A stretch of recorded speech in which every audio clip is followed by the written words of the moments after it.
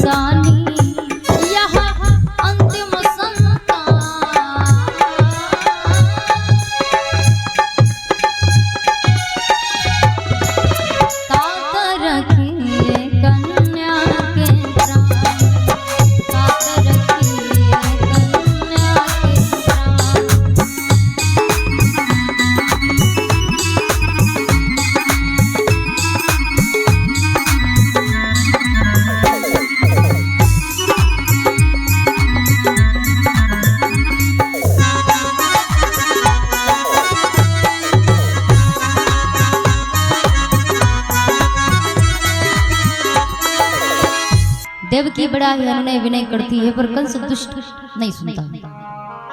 कंस ने कहा कि मैं इस कन्या को छोड़ने की भूल नहीं कर सकता। देवकी ने कहा कन्यावध बहुत बड़ा पाप है। स्त्री भला एक कन्या और भला एक गाय किसी का क्या ही बुरा करेगा। एकदम गऊ होती है ना बेटी, गाय जितनी सीधी सादी, तो क्या ही बुरा करेंगे किसी का। बस छोड़ दो। कंस कहता है कि क्यों छोड़ दे हम इसको, हो सकता है कि मेरा काल ना हो, क्योंकि देवताओं ने कहा था पुत्र होगा परे तो पुत्री। ठीक है, मान लेता हूँ कि मेरा काल नहीं है, मुझे नहीं मारेगी, पर कल को ये बड़ी होगी, इसका विवाह होगा। हो सकता है कि जिसके साथ में इसका विवाह हो उसका पति मेरा काल बन जाए। क्या पता इसके खसम ने मुझे मार दिया था, तो हम तो नहीं छोड़ेंगे। चलो ठीक है, हो सकता है इसका पति भी मेरा शत्रु ना हो, काल ना हो सकता है इसके द्वारा जो संतान हो उसके द्वारा मैं मारा जाऊं, तभी मैं ये भूल कदाचित नहीं कर सकता। अब मैं होशियार हो चुका हूं, अब किसी के झांसे में नहीं आने वाला। नहीं मानता है कि तदपि न खल मानसी परितीति लीनी छीन सुता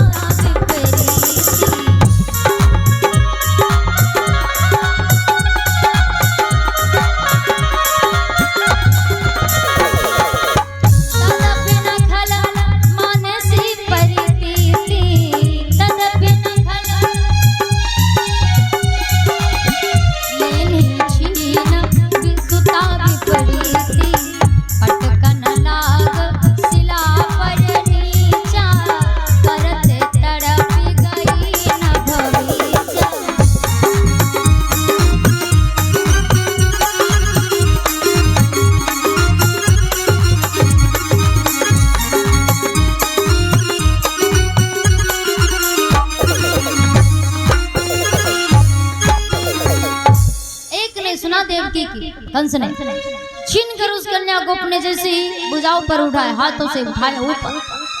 जो ही उस देवी को कंस ने ऊपर उठाया और बाकियों की तरह, जैसे बाकियों बच्चों का यानी बालकों का खून किया है कंस ने, वैसे वो पत्थर पर पटकने वाला था। भगवान ने तो पहले ही अवगत करा दिया था कि कंस तुम्हें मारने का दूसरा जरूर करेगा, मैं जानता हूँ।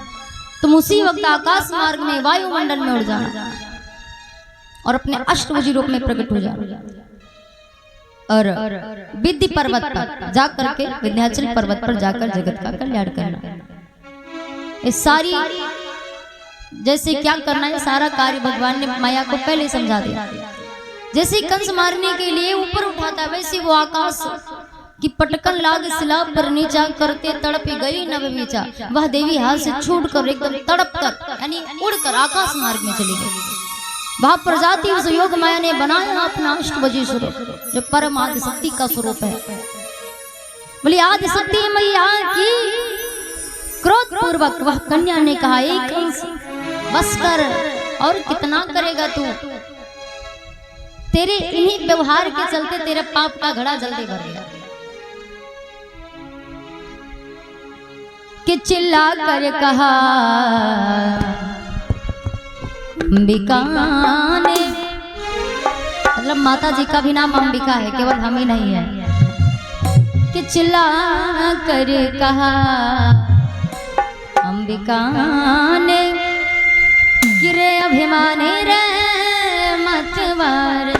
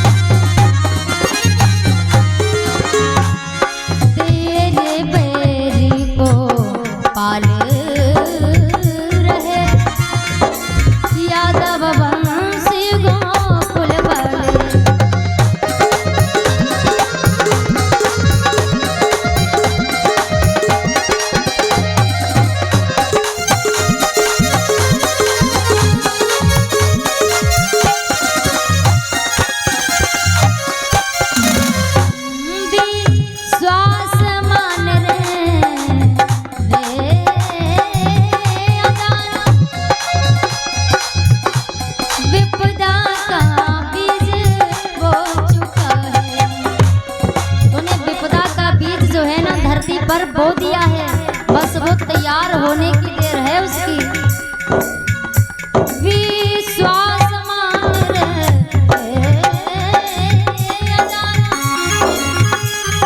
विपदा का बीज बो चुका है, तेरे काल का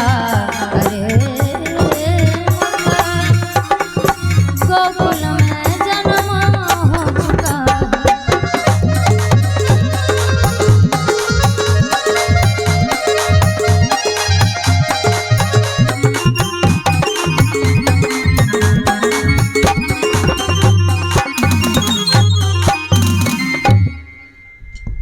उस देवी ने कहा कि बस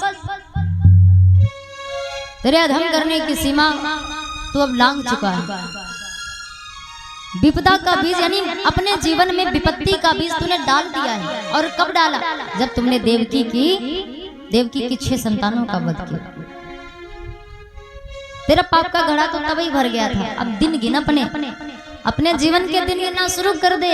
अपनी श्वास याद से गिनना शुरू कर दे। किम मया हतया मंद जातः खलु तवांत कृत यत्र कावा पूर्व शत्रुर्माहिंसि कृपणान वृथा।